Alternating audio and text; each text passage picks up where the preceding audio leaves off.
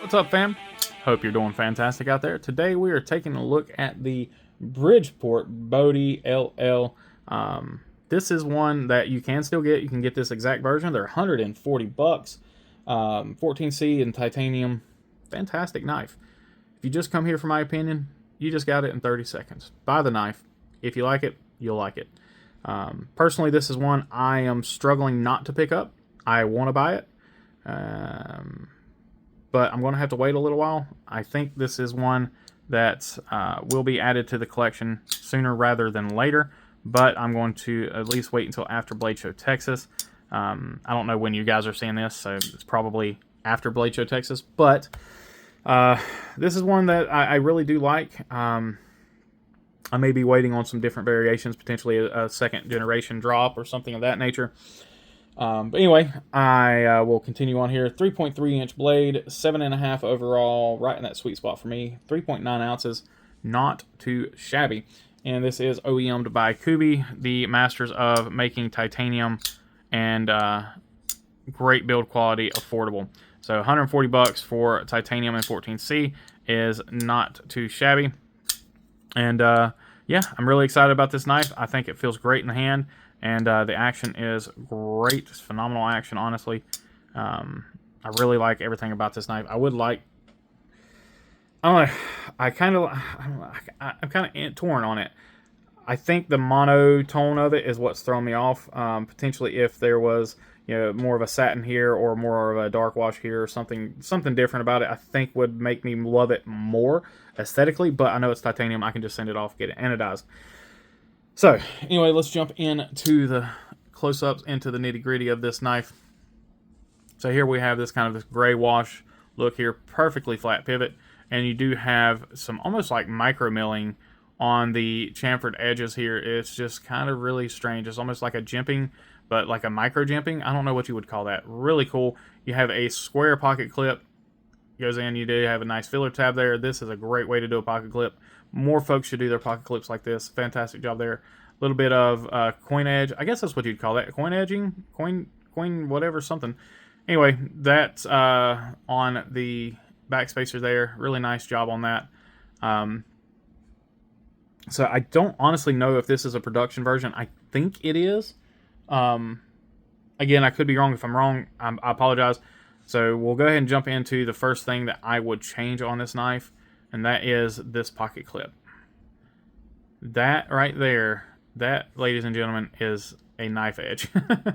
I mean, not literally, but it is freaking sharp. There we go. So you can see it. That is ridiculously sharp. Like, that is going to cut something eventually. And it is tight, and this thing is super, super duper thin. This pocket clip is probably not going to work in most jeans, anything thicker. I like how they did the pocket clip, how it's mounted and everything, but I don't like the pocket clip in general. I do like the kind of again, that coin edge on the pocket clip. I think that's a great touch, adding it all the way around in the knife. But that pocket clip is, it's rough. T8 hardware everywhere, which there's only 3 screws on the whole knife. Great job on that. Let's see. Dead nut centered. And lockup is perfect. And here we're going to see something again that makes this knife so good. Look at that lock bar access. Look at how that's done. Look at how that matches up, how that just aesthetically looks so pleasing. And then you have the grip there when you need it. It's chamfered off. Really great job there.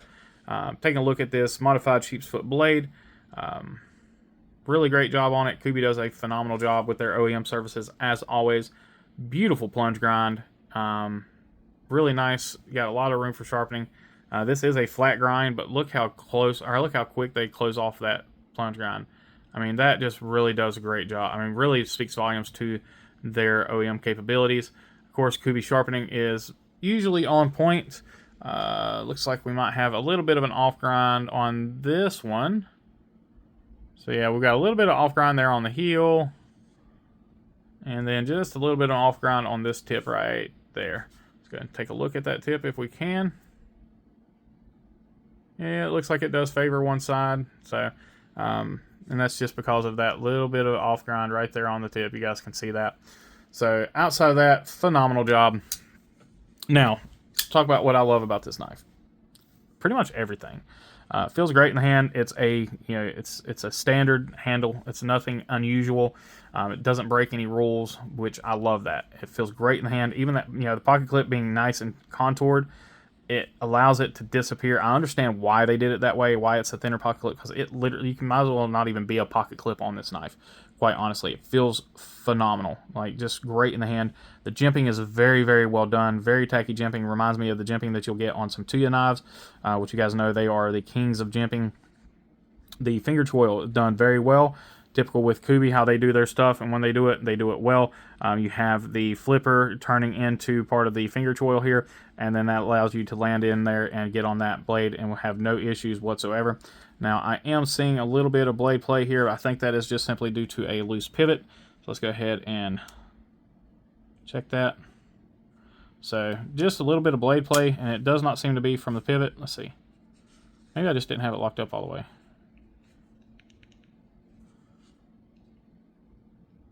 Huh. Nope. So this one does have some lock rock. Huh. Again, I don't know if this is a prototype or not, and so forgive me if it is, but this particular example does have just the slightest little bit, and I'm talking a very slight little bit of lock rock. So something to look into. I don't know. Like I said, I don't know if this is a production or if this is a prototype. So back into the knife itself. Great job on the ergonomics. That choke up feels great. Like I said, where you have that, everything just kind of smooths out. It is just good in the hand. Action again, phenomenal. Detent's tuned extremely well. This one does not have any detent lash. Really zero issues with the knife in general as far as the use and everything. So yeah, I am very, very excited about this knife. It makes me want to pick up a couple of these. Oh, duh, Brian, you grabbed their own screwdriver. Pick up a couple of these Bridgeport knives.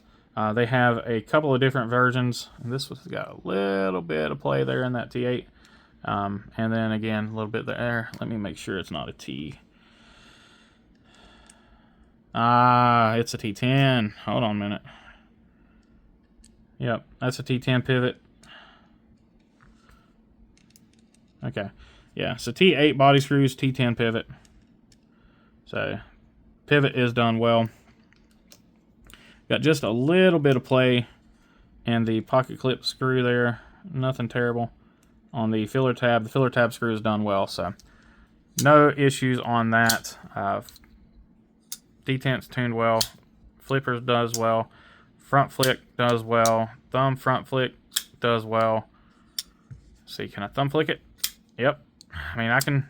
All the opening ways work well. Let's see where the detent's at. So detent's about there. So full lockup is here, and catches the detent right there.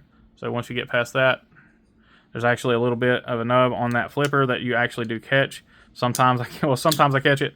When it does catch that, when you do catch that flipper, you are past it. So it does work really well in that aspect.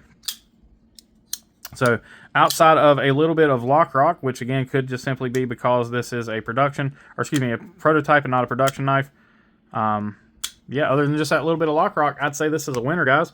Let me know what y'all think about these knives down below. Is this one that you picked up? Is this one that's on your radar?